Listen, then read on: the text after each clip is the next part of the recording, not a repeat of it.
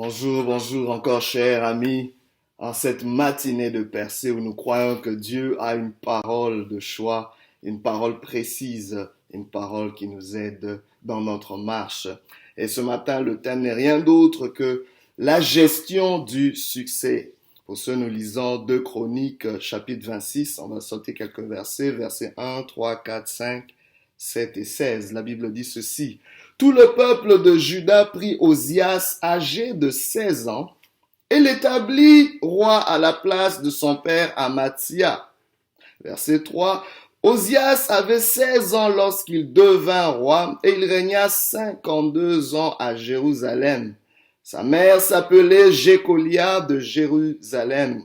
Verset 4. Il fit ce qui est droit aux yeux de l'Éternel, entièrement comme avait fait Amathia son père. Verset 5. Il s'appliqua à rechercher Dieu pendant la vie de Zacharie, qui avait l'intelligence des visions de Dieu, et dans le temps où il rechercha l'Éternel, Dieu le fit prospérer. Verset 7.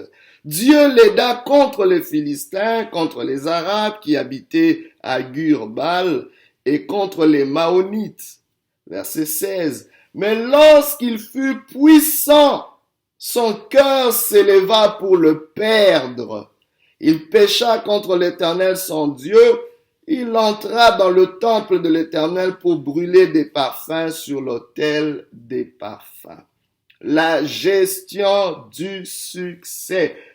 C'est un thème dont on ne parle pas assez. On vous parlera souvent de la gestion de la douleur, de la souffrance.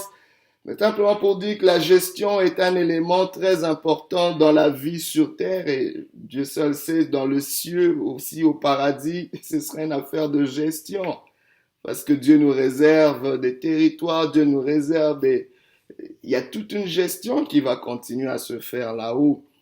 Et aujourd'hui même, parfois, ce qui fait le défaut dans nos vies ou ce qui affecte nos vies, ce qui nous amène dans des douleurs, dans des défis, c'est pas tant les problèmes ou les difficultés ou ce que les gens font contre nous, mais souvent c'est un problème de gestion. Ta mauvaise gestion peut t'amener dans beaucoup plus de douleur qu'une tribulation dans ta vie. Le fait de ne pas savoir gérer ton temps ou gérer tes émotions, gérer tes relations, pourra t'amener dans le trouble et dans un malheur inattendu. Mais il y a une gestion en particulier qui peut être complètement dévastatrice. Si cela n'est pas bien géré, il s'agit de la gestion du succès. Parce que les gens pensent que le succès va se gérer lui-même. On pense qu'une fois que le succès arrive, tout ira bien. Parce que c'est ce que Dieu m'a promis, parce que c'est ce que j'ai recherché tant dans ma vie, parce que c'est ce pourquoi je me suis battu. Mais laissez-moi vous dire, même le succès que Dieu te donne peut t'amener à la perdition. Waouh, on peut se dire, mais quelle contradiction. C'est simplement parce que tout ce que Dieu te donne prend une gestion adéquate pour la maximiser, pour en jouir et pour continuer d'honorer Dieu. Alors nous le voyons dans ce texte, un cas assez particulier parce que il s'agit d'un roi, quelqu'un qui accède au trône à l'âge de 16 ans, du nom d'Osias. Il est juste un adolescent. Mais laissez-moi vous dire un mot sur l'adolescence. Parfois, qu'on ne saisit pas, on va parfois caractériser les adolescents de rebelles. C'est une stade de la vie où il y a beaucoup de changements, les choses bouillonnent, on n'écoute pas, il y a un souci, un besoin d'appartenance. Et on se cherche une voie, mais ce qu'on ne réalise pas, c'est qu'il y a des choses qui se passent intérieurement dans l'adolescent, que l'adolescent ou l'adolescente ne comprend pas lui-même ou elle-même. C'est que dans l'adolescence, il y a une forte croissance de la masse cérébrale, du cerveau. Le cerveau de l'enfant n'a que 90 à 95% du cerveau d'adulte. Donc, c'est à l'adolescence qu'il y a des changements rapides et notamment dans la taille du cerveau. C'est-à-dire qu'il y a un grossissement du cerveau de l'adolescent. Waouh! Et il est en train de fonctionner avec un cerveau qui est encore en construction. Pourquoi je dis cela? C'est parce que il y a quelque chose, c'est-à-dire la partie frontale du cerveau de l'adolescent commence à grossir.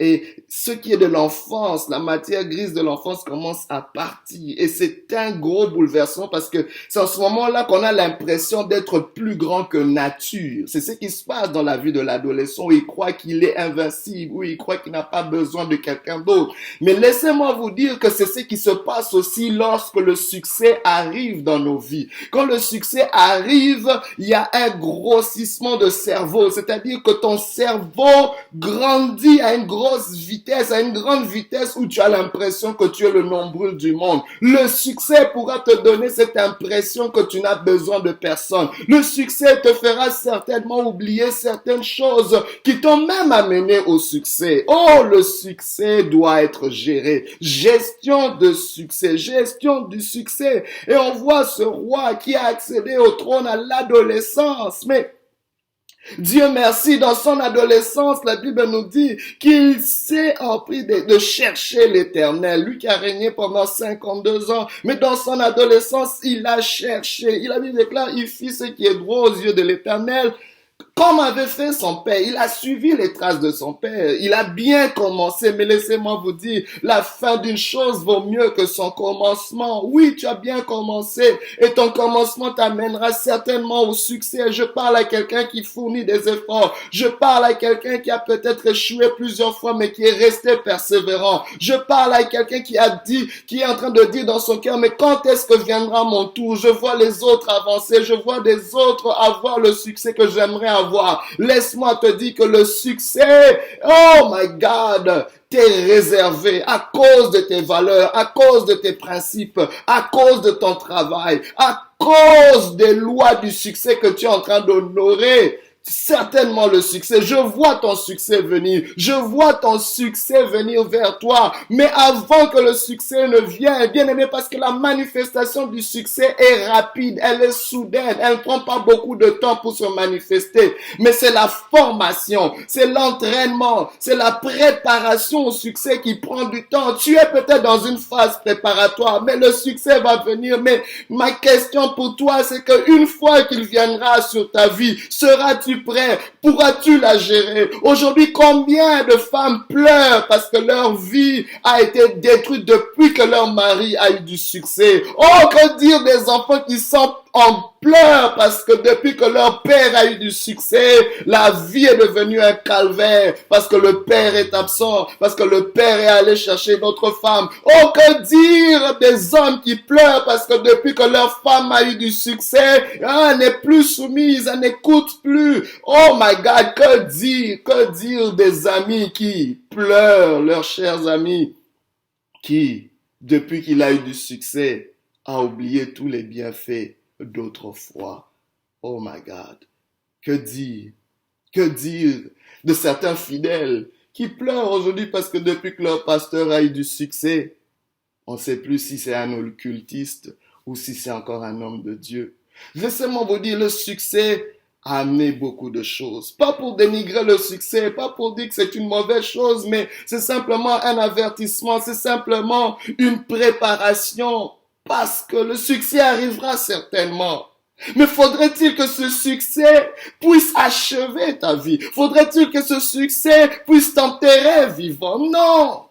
Tu es appelé, il y a une vie après le succès, my God. Parce que laissez-moi vous dire que le succès n'est pas non plus éternel. La Bible déclare, les couronnes ne sont pas éternelles. Mais quand le succès vient, oh, c'est une opportunité. Oh, quand le succès vient, oh, c'est un élément, c'est un outil que Dieu te donne pour maximiser l'atteinte de ta destinée. Le succès ne devrait pas être le but ultime en soi. Le succès est quelque chose que Dieu amène un moment dans ta vie pour accomplir ta destinée, pour honorer son nom, pour le représenter valablement, pour faire sa volonté, mais pas pour que cela te détruise. On voit Osias, oui, qui a élevé une grosse armée. On voit Osias qui s'appliqua à chercher Dieu pendant qu'il était sous tutelle du prophète Zacharie, son mentor. On voit Dieu le faire prospérer parce qu'il a honoré les principes du succès. My God, les lois sont les lois. Dieu n'interdira pas ton succès tant aussi longtemps que tu appliques les lois du succès. Il y a des lois du succès qui existent et Dieu ne fait exception de personne. Si tu appliques ces lois, certainement tu auras du succès. Il y a des lois comme la persévérance, la patience, la loi du travail. La loi des relations, la loi des connexions t'amènera certainement du succès. La loi de la vision, l'esprit de qui t'amènera certainement du succès. Mais quand ce succès arrivera, qu'est-ce qui se passera? La Bible déclare dans le verset 7 que Dieu l'aida même contre ses ennemis. Dieu l'aida contre ses ennemis. Pour vous montrer combien Dieu lui était favorable. Mais à un moment donné, la Bible déclare dans le verset 16, mais, oh my God, mais, lorsqu'il fut puissant, c'est un peu quand le succès atteint son apogée. La Bible déclare son cœur s'éleva pour le perdre. Au fait, il y a quelque chose qui se passe quand le succès arrive. Il y a un changement qui se fait à l'intérieur qui peut affecter l'extérieur. Parce que le succès, nous le voyons à l'extérieur, mais le succès te fera oublier ce qui se passe à l'intérieur. Il y a quelque chose qui se passe à l'intérieur qu'on doit surveiller. Qu'est-ce qui se passe à l'intérieur de ton être quand le succès arrive? Parce qu'on a souvent tendance à regarder à tout ce qui est attrayant, à tout ce qui est extérieur. Mais on oublie que le succès a une composante intérieure. C'est cette composante intérieure qui fera même le fondement de ton succès, qui fera même le fondement de la gestion de ton succès. Parce que tout commence dans le cœur. La Bible déclare l'élévation ne vient ni de l'Orient, ni de l'Occident, ni du désert, mais c'est Dieu qui juge. Dieu juge quoi? Dieu juge les cœurs afin d'élever un homme, afin d'élever une femme. Et c'est ce même cœur que Dieu va revisiter pour décider si tu descends ou si tu continues à monter. La gestion du succès. Pendant qu'il est devenu puissant, la Bible déclare son cœur s'éleva. My God, ce cœur qui était supposé s'attacher à l'Éternel, ce cœur a commencé à prendre la place de l'homme, la place de Dieu, pardon. Et laissez-moi vous dire que même le succès que Dieu te donne peut te perdre si ce succès commence à prendre la place de Dieu. Si ce succès devient une idole, ce succès te perdra certainement. Le succès peut entraîner des changements intérieurs nuisibles qui peuvent complètement te perdre. On doit prendre garde à ces choses. Et laissez-moi vous dire que si vous voulez atteindre et maintenir le succès, vous devez éviter les tueurs du succès. Mais quels sont ces tueurs du succès? Quels sont ces éléments qui tuent le succès? Peu importe le niveau de succès que vous avez, n'oubliez pas que ce succès a le potentiel d'apporter certains dangers. Premièrement, c'est le succès futur peut être bloqué par le succès présent. Le succès que vous avez présentement peut affecter le succès futur. Comment? Parce que quand on commence à réussir, on est dans un mode détente. Vous vous relaxez, vous essayez de profiter du moment. On célèbre, on est dans un mode de célébration. Enfin, le succès que j'attendais tant, je l'ai atteint maintenant. Oh, bien aimé, cette célébration va vous empêcher de continuer à travailler fort, à fournir des efforts, à vous surpasser et vous ne réaliserez pas que vous serez en train de glisser petit à petit et cela va vous perdre. La solution, c'est de célébrer pour un peu de temps, se détendre pour un peu de temps, mais continuer à agir pour atteindre d'autres niveaux. Il y a d'autres niveaux de succès. Osias, il y avait d'autres niveaux de succès pour lui, mais il s'est arrêté là. Il s'est mis dans un mode de détente et il est entré dans un couloir qui ne l'appartenait pas. Il est allé offrir des sacrifices, des parfums dans le temple. Ce qui était réservé aux prêtres, lui qui était roi, devait rester dans son couloir et continuer à atteindre d'autres niveaux de succès. Mais il s'est pas mis à se détendre et entrer dans un couloir qui n'est pas le sien. Laissez-moi vous dire, quand tu touches à ce que Dieu ne t'a pas réservé, Dieu te privera même ce qui a été réservé pour toi. C'est ce qui s'est passé avec Adam et Ève dans le jardin d'Éden. Quand ils ont touché au fruit de l'arbre qui leur avait été défendu, ils ont perdu tout le jardin et tous les arbres qui étaient dedans. My God, je prie que cela ne soit pas ton partage. Reste dans ton couloir. Oh, ne célèbre pas trop. Oh, célèbre un peu, mais continue d'agir et de travailler fort. Le deuxième danger, c'est que le succès peut vous amener à rester dans votre zone de confort. Bien-aimés, laissez-moi vous dire que rien de significatif ou de grand n'est jamais accompli dans la zone de confort. La zone de confort n'amènera jamais rien de excellent, rien de glorieux dans ta vie. C'est un grand danger du succès parce qu'il peut vous amener à rester dans votre situation actuelle de zone de confort. Et cette zone de confort amène la complaisance et cela peut vous empêcher de prendre des mesures ou prendre des risques calculés. Vous n'osez plus rien, il n'y a plus de risques que vous prenez.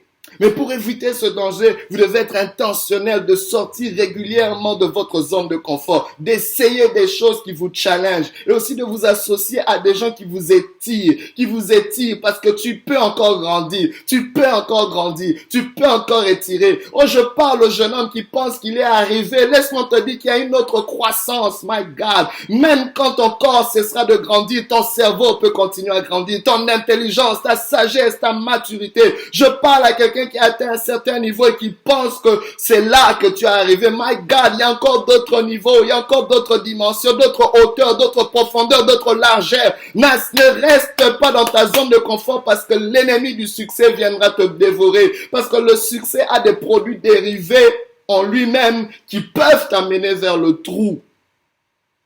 Troisièmement, le succès peut aussi apporter des changements néfastes. Il y a des changements qui viennent automatiquement avec le succès. Si tu ne prends pas garde à ces choses, ces changements vont t'amener dans la destruction, vont amener même à détruire ce succès-là. Et ce sont des changements nuisibles, néfastes. Ces changements peuvent inclure plusieurs choses comme l'ingratitude. L'ingratitude, la Bible nous montre par exemple qu'Ézéchias dans 2 Chroniques 32, 25, il ne répondit point aux bienfaits qu'il avait reçus de Dieu, car son cœur s'éleva et la colère de l'Éternel fut sur lui, sur Juda et sur tout Jérusalem.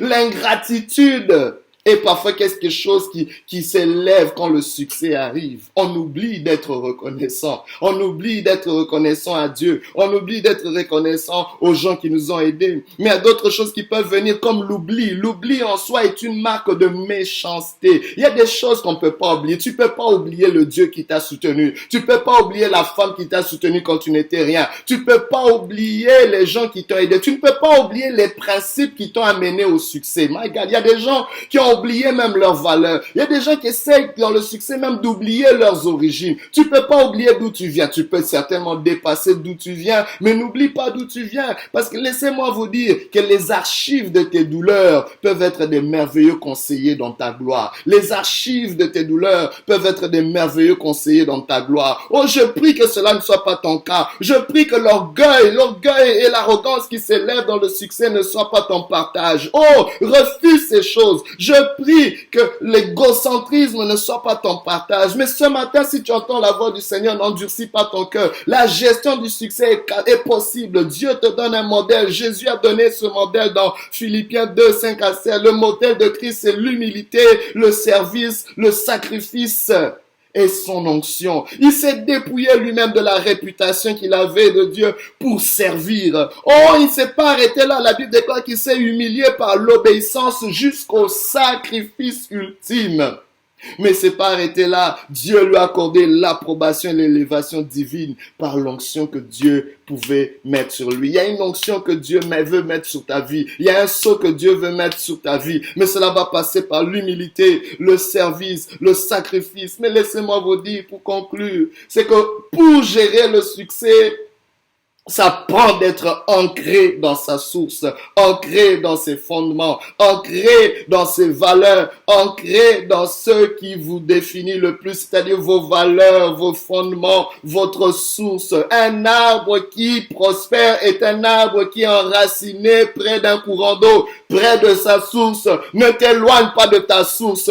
Ne sois pas comme Osias qui s'est éloigné de sa source. Jésus-Christ est la source ultime. Reste attaché à lui et tu continues à aller de gloire en gloire et de succès en succès. Que Dieu t'aide, car il y a un succès qui est en train de venir sur ton chemin. Sois prêt et sois béni dans le nom de Jésus. Alléluia.